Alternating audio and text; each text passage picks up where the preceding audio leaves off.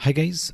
सो इस वीडियो में हम लोग जानेंगे कि किस डेट पे आपको एसआईपी क्रिएट करनी चाहिए, यानी आपको एसआईपी की डेट जो आपके बैंक से डिडक्ट होकर जो एसआईपी क्रिएट होगी वो कौन से डेट पे करनी चाहिए।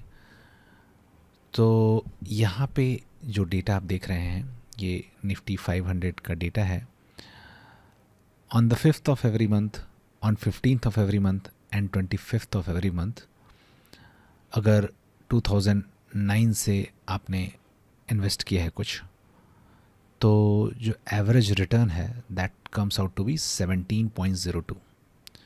अगर आपने 15th पे एसआईपी लगाई होती 2005 से 2009 के बीच में और अभी तक वो चलती, तो average compound annual growth rate होता 17.37।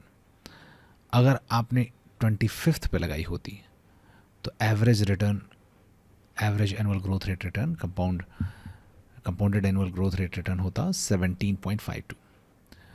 तो आपको लगेगा कि ये लगभग तो सेम ही है, but that is not the case. ये परसेंटेज के जो छोटे छोटे डिफरेंसेस होते हैं ना, वो लॉन्ग टर्म में जाके बहुत बड़ा डिफरेंस क्रिएट कर देते हैं। तो आइए देखते हैं अलग अलग डेट्स पे जो हमने एसआईपी क्रिएट की तो लॉन्ग टर्म में कितना फ़र्क पड़ सकता है।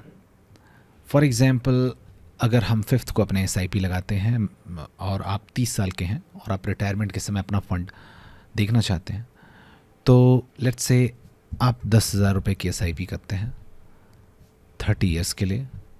एक्सपेक्टेड एनुअल रिटर्न्स आपका आता है 17.02। कैलकुलेट करते हैं तो ये हो जाता है 11.3 crore. Okay, let's note it down somewhere. यानी अगर मैं महीने की 5वीं तारीख को अपनी एसआईपी लगाऊंगा तो 11.3 CR वो होंगे।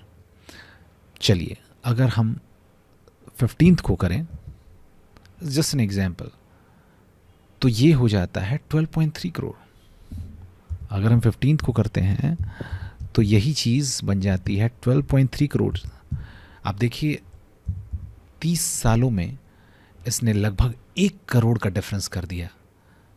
लेस देन 1% का डिफरेंस है यहाँ पे, यानी 0.35% का डिफरेंस है कंपाउंड एनुअल ग्रोथ रेट में, और इसने 12.3 करोड़ का फंड बनाया, यानी लगभग 1 करोड़ का डिफरेंस कर दिया। आइए देखते हैं सबसे लास्ट में क्या होगा।